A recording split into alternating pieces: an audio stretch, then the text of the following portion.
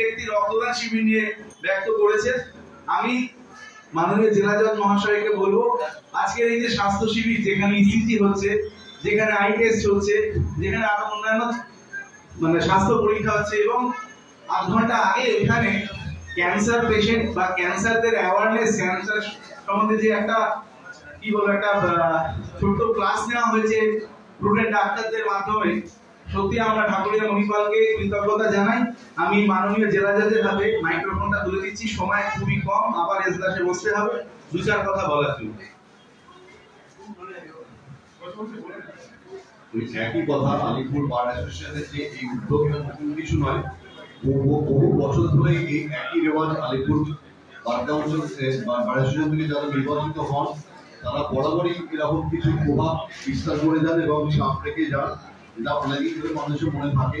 আমি বহু বছর আগে এখানে আগে পোস্টেড ছিলাম অ্যাডিশনাল স্পিকার। এই প্রোগ্রামে আমি আগেও পার্টিসিপেট করেছিলাম। তো রক্ত দান করা সাধারণ মানুষের জন্য এবং মণিপাল হসপিটাল অথরিটির সঙ্গে ওরা যেটা টাই আপ করে আজকের যে program, not only for lawyers, তারা লিটিগেন্ট যারা আসছে কোর্টে, সকলের জন্য ফ্রিতে একটা স্বাস্থ্য পরীক্ষার ব্যবস্থা, চোখের পরীক্ষার ব্যবস্থা যেটা করেছে। এই বার অ্যাসোসিয়েশনের প্রোগ্রামটাকে আমি ভীষণভাবে এনকারেজ করছি, যে এটা সত্যিকারের আপনাদের মূল্যবান কাজ করেছে, সময়ের যেটা প্রয়োজন ছিল ঠিকই করেছে। আপনারা সদাব্যস্ত থাকেন মানববর্তমান নিয়ে, তার থাকেও যে আপনারা সময় বার করে সাধারণ মানুষের কথা বা লিটিগেন্টের কথা ভাবে, এটা প্রশংসনীয়। আপনাদের সকলকে আমি সাধুবাদ জানাই। আর এই আজকে এবং কালকে আপনাদের প্রোগ্রাম যেন সফলভাবে শেষ হয়, আমি সেই আশা রেখে